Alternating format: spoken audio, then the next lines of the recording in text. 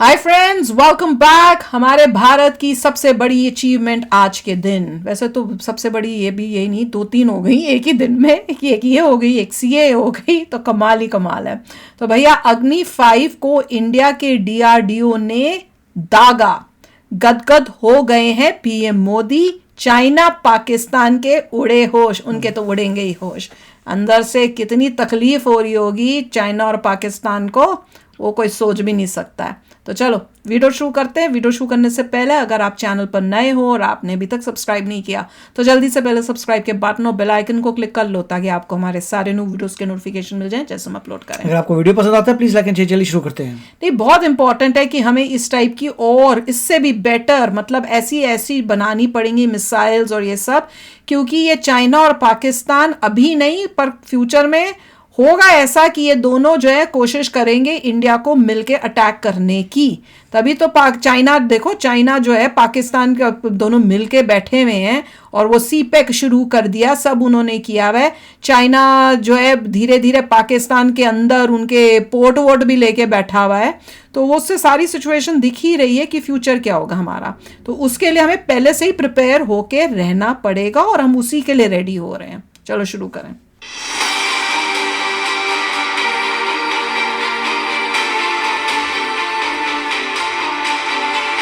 भारत के हाथों एक बहुत बड़ी कामयाबी मिल गई है।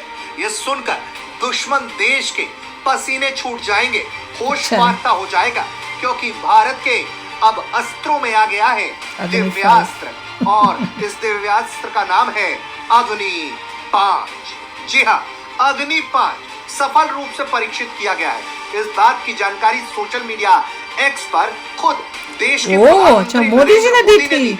उन्होंने लिखा है, हमें अपने 5 बजे शाम को वैज्ञानिकों पर बहुत गर्व है। मिशन दिव्यास्त्र में जो पहला सफल स्वदेशी रूप से विकसित अग्नि 5 का फ्लाइट टेस्ट किया गया वो काफी सफल रहा है और ये MIRV तकनीक से युक्त है, यानी कि multiple independently targetable entry vehicle technology से युक्त है।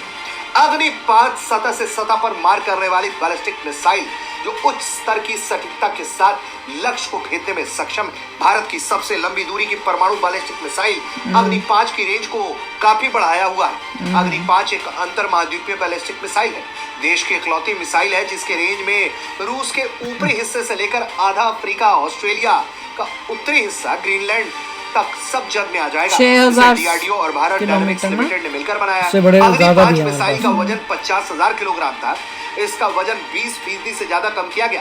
ये 17.5 मीटर लंबी है। इसका व्यास 2 मीटर यानी 6.7 फीट है। इसके ऊपर 1500 किलोग्राम वजन का परमाणु हथियार लगा सकते हैं। वहीं इस मिसाइल की एक और बहुत बड़ी खूबी है, इस मिसाइल में 3 स्टेज के रॉकेट बूस्टर होते हैं जो सॉलिड फ्यूल से उड़ते हैं। इसकी गति साउंड की स्पीड से 14 गुना ज्यादा है, यानी 1 सेकंड में 8.16 किलोमीटर की दूरी तय कर लेता है। ये 29,401 किलोमीटर प्रति घंटे की रफ्तार से दुश्मन पर हमला करती है।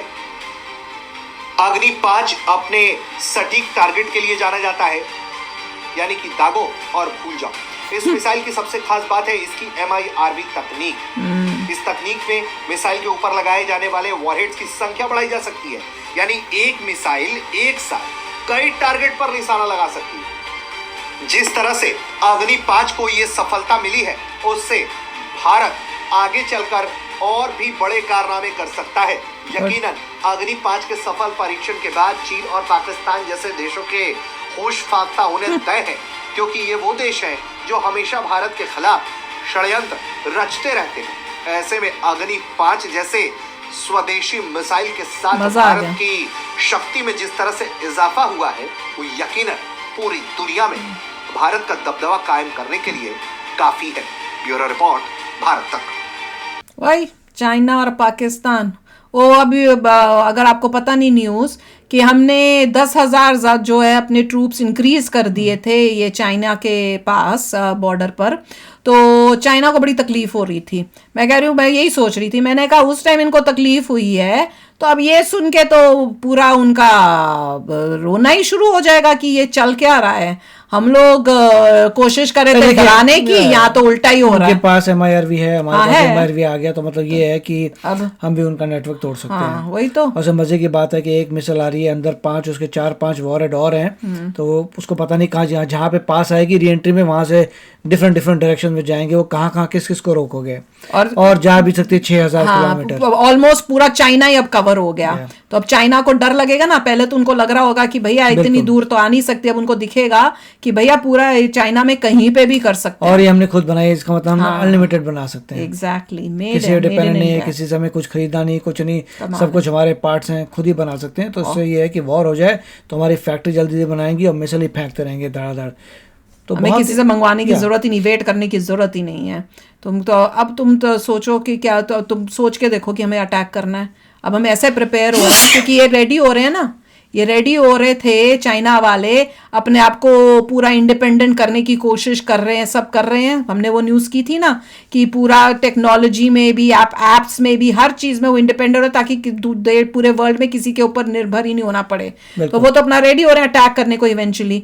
तो अब इंडिया दिखा रहा है कि तुम जो कर रहे हो, तुम क्या सोच रहे हो, हम भी रेडी हो रहे हैं कि कल को अगर तुम सोच भी रहे हो हमें अटैक करने की, तो पूरा टक्कर तुम्हें देंगे। और ये भी कहा था कि हम पाकिस्तान ने ये वाली एक लेके बैठे हुए थे MIRV, जब हमने S-400 लिया था तो उन्होंने कहा था हम MIRV ले लेते हैं, मगर वो जो कह रहे हैं एक्चुअली चलती नहीं है।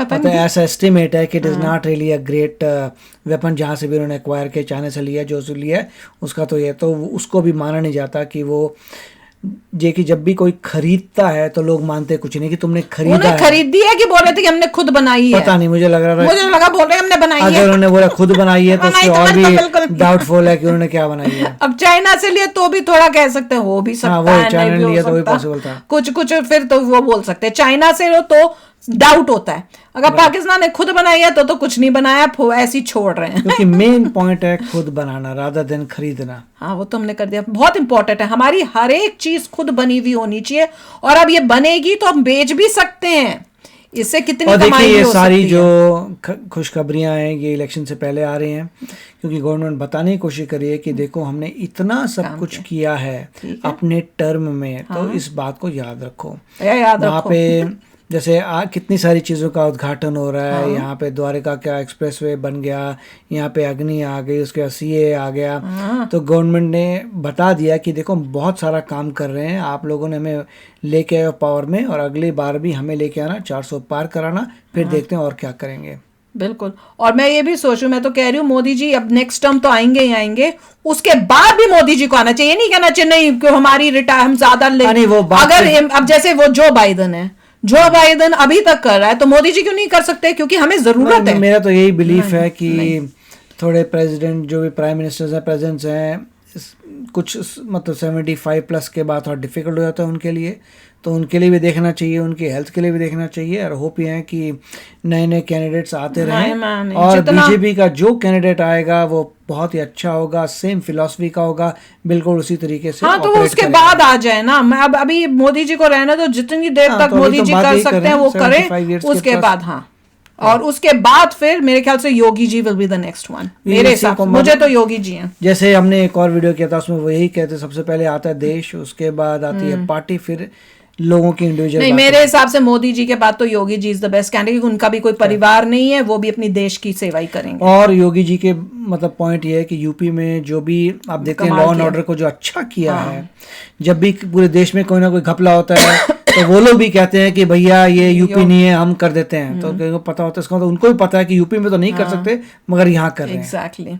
तो चलो यार, आप भी शेयर करना अपने थॉट्स। चलते हैं, मिलेंगे नेक्स्ट वीडियो में बहुत ही जल्द। Till then take care and bye bye. तो अगर आप मेरे इस चैनल पे नए हो तो जल्दी से सब्सक्राइब के बटन को हिट करो और बेल आइकन को क्लिक करो, ताकि आपको मेरा जब नया वीडियो मैं लगाऊं आपको उसके बारे में जल्दी से पता चल जाए।